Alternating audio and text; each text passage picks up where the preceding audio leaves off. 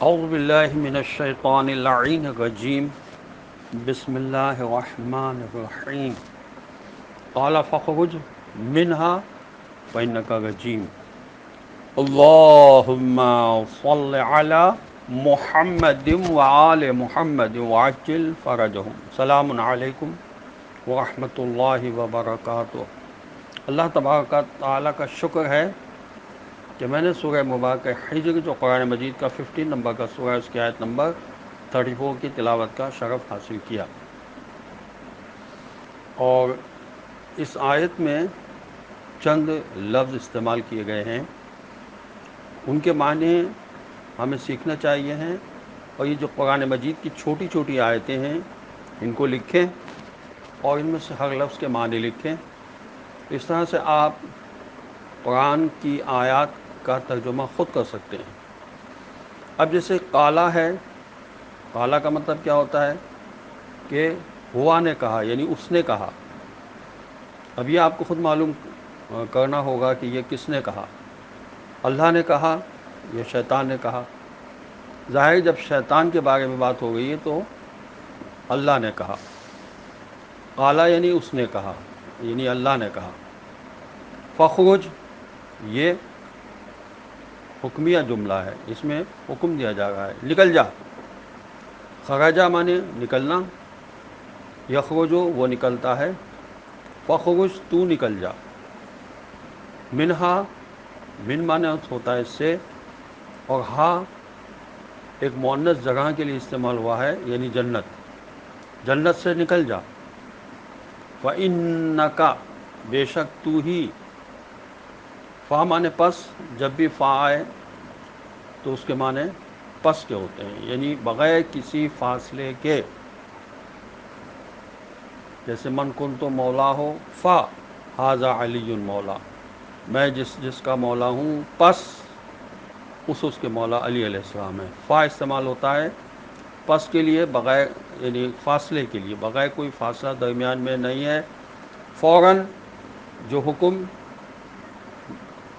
پہلے ہے وہی بات کے لیے ہے، جس کا میں مولا ہوں پس، یعنی سیم حکم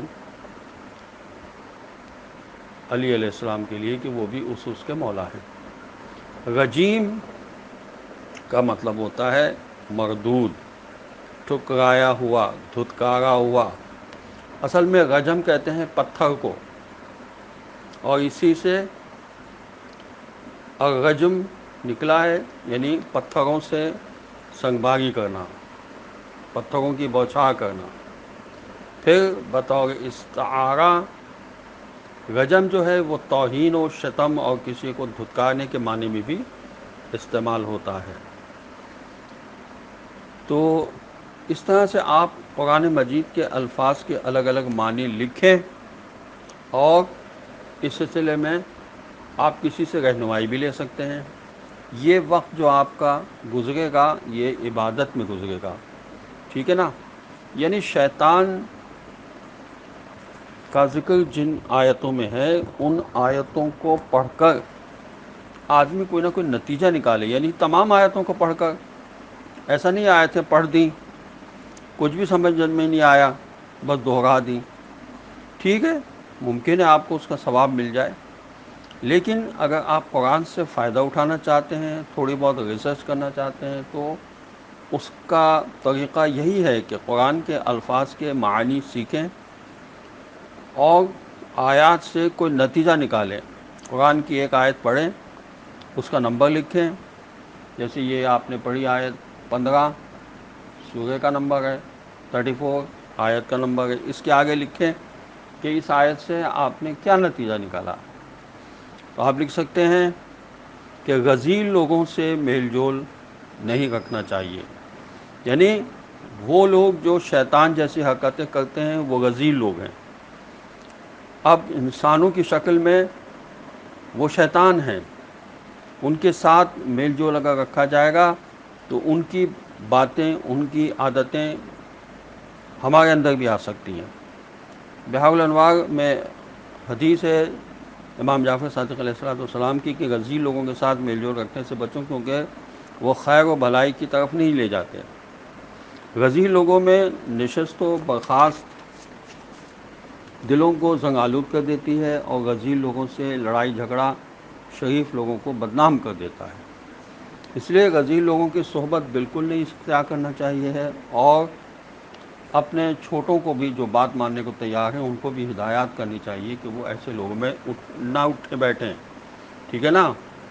کہتے ہیں نا خربوزے کو دیکھ کر خربوزہ رنگ پکڑتا ہے، تو کچھ نہ کچھ ان کی عادتیں ضرور انسان میں آ سکتی ہیں جو ان کے ساتھ بیٹھے۔ بہتر ہے کہ وَإِذَا خَاطَبَهُمُ الْجَاهِلُونَ قَالُوا سَلَامًا، قرآن نے کہا ہے کہ جب اچھے لوگ ایسے لوگوں کو دیکھتے ہیں کہ جو جاہل ہیں، اور جاہل کا کام یہ ہے کہ بس وہ بڑبڑ کرتا رہتا ہے، اس کے پاس کوئی علم دلیل نہیں ہوتی، ایسی شیطانی دلیلیں اس کے پاس بہت ہوتی ہیں، تو ان کو سلام کر کے گزر جائے، ان کے ساتھ نہ بیٹھے، نہ ان سے جھگڑا کرے، نہ ان سے بات چیت کرے، نہ ان سے بحث مباحثہ کرے۔ والسلام علیکم ورحمۃ اللہ وبرکاتہ۔